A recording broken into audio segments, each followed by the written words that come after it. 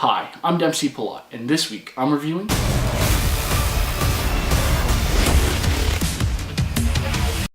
Shazam, not to be confused with that awful 90s film Kazam, was directed by David F. Sandberg, and it's a superhero film that chronicles the origins of the DC comic book character of the same name.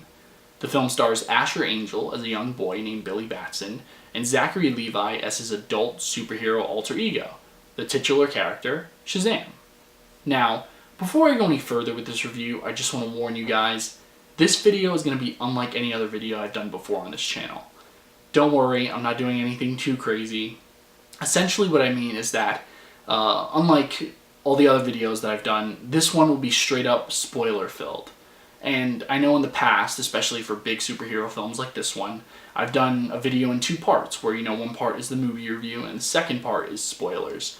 But nope, this one is just going to be all spoilers. And I'm doing it for a couple of reasons. The first being primarily because there's a lot to talk about in this movie. Too much to talk about, really. And I can't really talk about any of the things, especially the major things, without going into some real detail, right? So I think going into pretty much all-out spoiler mode will actually enhance this review a lot.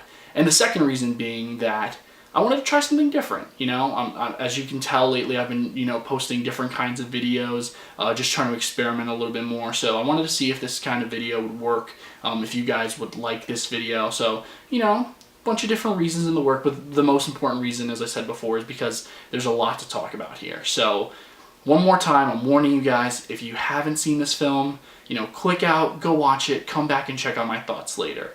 Unless you're some sicko that absolutely loves spoilers, then if that's the case, just go right ahead and just watch the rest of this video. So, once again, you have been warned. Let the review begin. Now, I'm just going to be very honest and say it right now. This film was a mixed bag for me.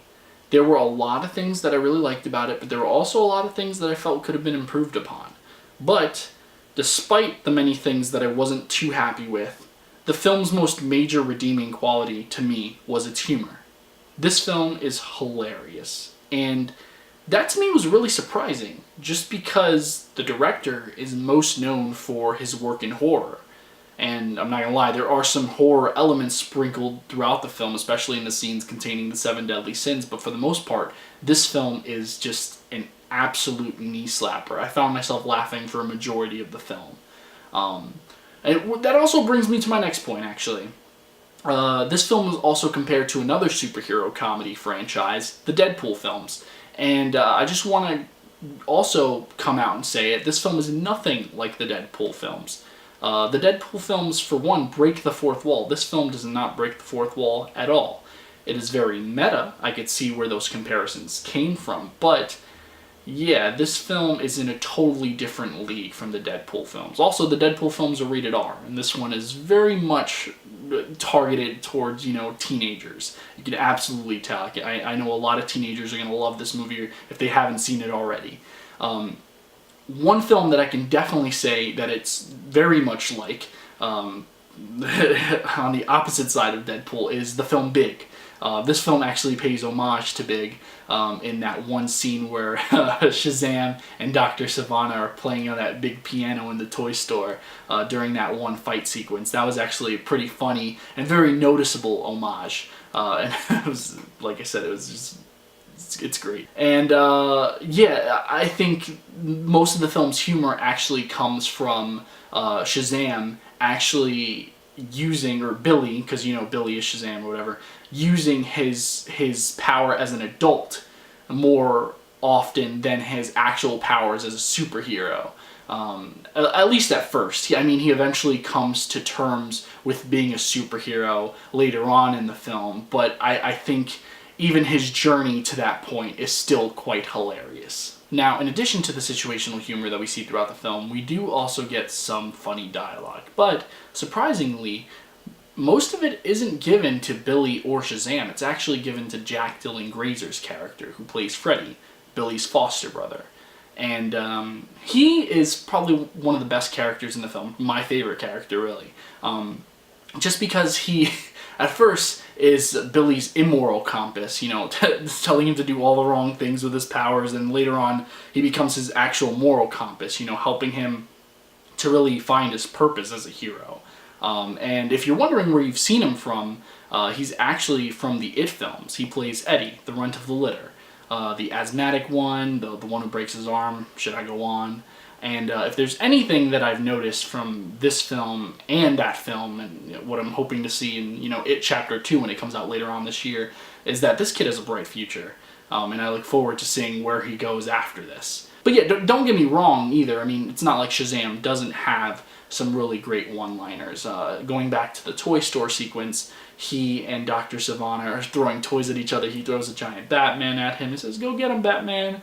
That sequence is just all around hilarious. And I'm really glad that Zachary Levi is finally getting the attention he deserves. It's such a pleasure to see him do this role. I've been following him since Chuck, and which is like way back when. Like only OGs remember Chuck.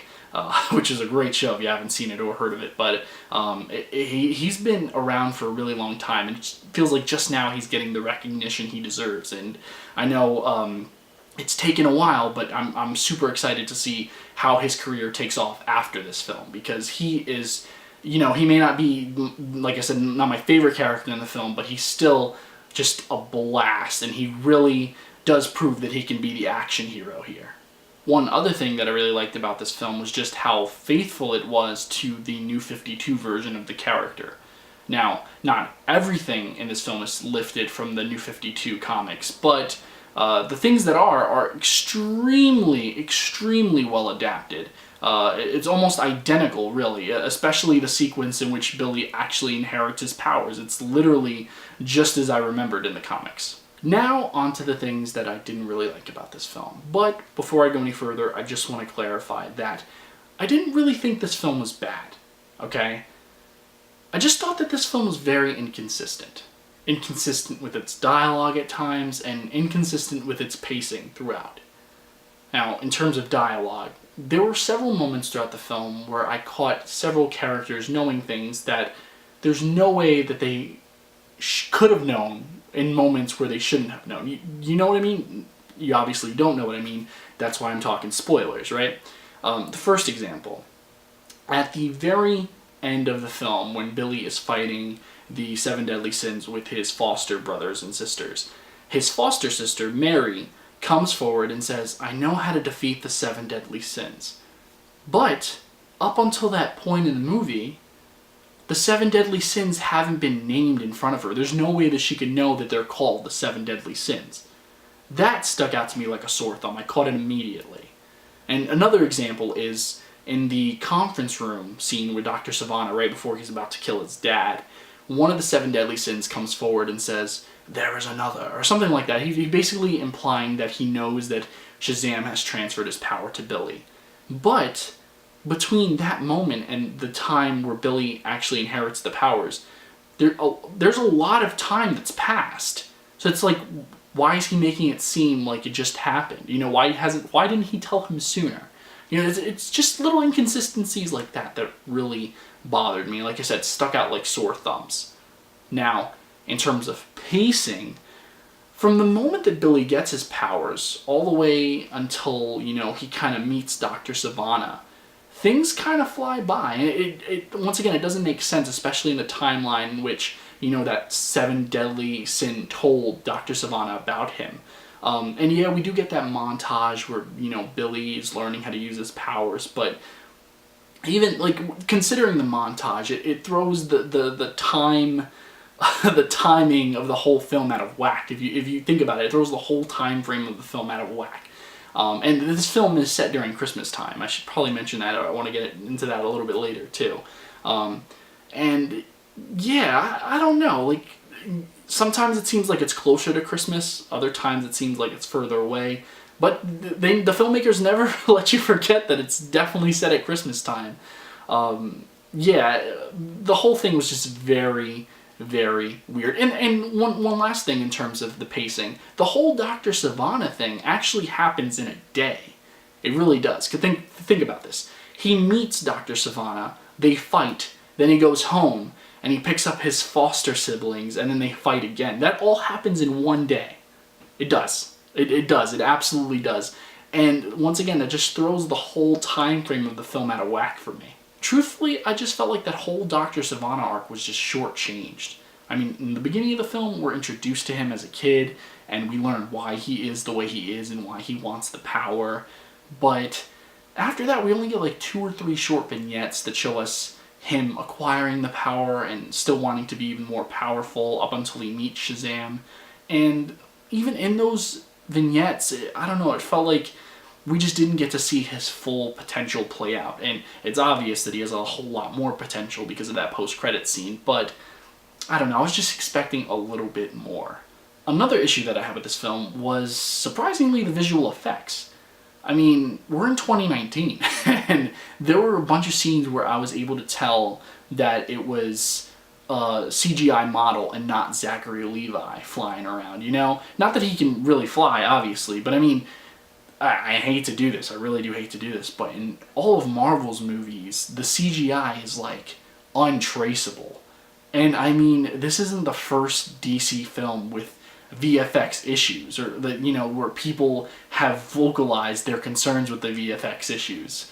I'm talking about Justice League, in case you missed that. But yeah, I don't know. I think the DC universe people need to get a new VFX person for sure. But despite all that, I stand by my previous statement and say that this film is not bad. It's not. I really liked it. I did. It's funny, as I said before. It's got tons of great surprises. One of them being the fact that this is a Christmas movie. What? And yeah, in addition to Freddy being one of my favorite characters in this film, the Santa Claus is also another great character. All the scenes with the Santa Claus, if you haven't seen this film, if you have seen the film, I hope you have, because it's a spoiler review, you know exactly what I'm talking about. They are just great. And one of the bigger surprises in the film, the transformations of all the foster brothers and sisters. How did they keep that secret? Probably the most impressive thing about this whole film is the fact that they kept all of those castings a secret. I especially love the Easter egg of having Adam Brody and DJ Catrona as 2 of the other Shazams, because many of you guys may not know or may have forgotten that in 2009, George Miller, you know, from Mad Max and of course Happy Feet, everybody knows him from Happy Feet, right? He was actually supposed to make an animated Justice League movie. Common was also supposed to be in it, Armie Hammer. If you haven't heard about this thing, it's incredible, the story behind it, and you should look it up, but obviously it never got made. I think it was like some really big budget issues. It was probably going to be one of the most expensive films ever made. Once again, really fascinating story, you should look into it. And they were actually 2 of the people that were supposed to provide voices for it, in addition to the ones that I named. And yeah, I really like the fact that they were finally incorporated to the DC universe in some way, shape, or form. I love that. And another one of the surprises, and this is not a positive surprise, was the fact that, you know, The Rock was not in this movie. I mean, I say that as a joke and as truly, genuinely a disappointment. He's a producer of the movie, okay? He's been attached to the Black Adam film since before Shazam was even announced. And I didn't even know he was a producer until I saw the credits. And when I saw the credits, I got really excited because I was like, there's no way Dwayne Johnson is going to be attached to this project and not magically show up, right? Wrong. And I don't know, it was just something I was just really excited for, especially, you know, when he's been attached to be Black Adam for so long, as I said. Why wouldn't he appear in some shape or form? Unless they're saving him, they're probably saving it to be something big, and I know the film will eventually get made because it is The Rock, but still, whatever, it didn't happen, we all know. But hey, we got Superman, right? Or Superman in some way, shape, or form. I mean, I really like that semi-cameo because it kind of enforced the idea that the whole world is connected, while at the same time still left that question mark up in the air that Henry Cavill may or may not be Superman. I thought that was just ridiculous. Look, this may not be the perfect superhero film, I'll be the first to admit it, but it is proof that DC is still making moves. by finally allowing other directors besides Zack Snyder to create for them. They're bringing both new stories and creative visions to life. And while it may not feel like your traditional superhero film at times, I think that's what I enjoyed about it the most. I think it's so enjoyable because it's so different. And I think it might just have the spark that the genre needed. And for that, I'm going to give this film 3.5 stars. Are you for real? Say, okay! Shazam? Guys, thanks so much for watching. As always, if you like this video, hit that like button, and if you're not subscribed, I would ask you please subscribe. I post new videos every week, and I'm always working on new stuff, and as you can probably tell, I'm also just trying to experiment with the kinds of videos that I already do, trying to see if new iterations of them work, if that makes sense. As you can see, this is the first time I did a spoiler review. If you like this video or this type of video you think I should do more, let me know in the comment section below. Also, if you happen to see the movie and maybe you liked it just as much as I did, or you didn't like it, or you have theories, or you just want to talk in general, feel free to comment below. I love talking to you guys. I love engaging with you guys. Probably one of my favorite things about having this channel. It's just like the small community that I've kind of built over the past year or so. So please, please, please talk to me. I'm a lonely guy. Well, not really, but you get what I'm saying. But yeah, guys, thanks so much for watching once again. It really does mean the world to me that you take the time out of your day to view these videos. I love making them for you. I can't emphasize that enough. And I should probably get back to work. So, until next time, I'm Dempsey Palat. Take care.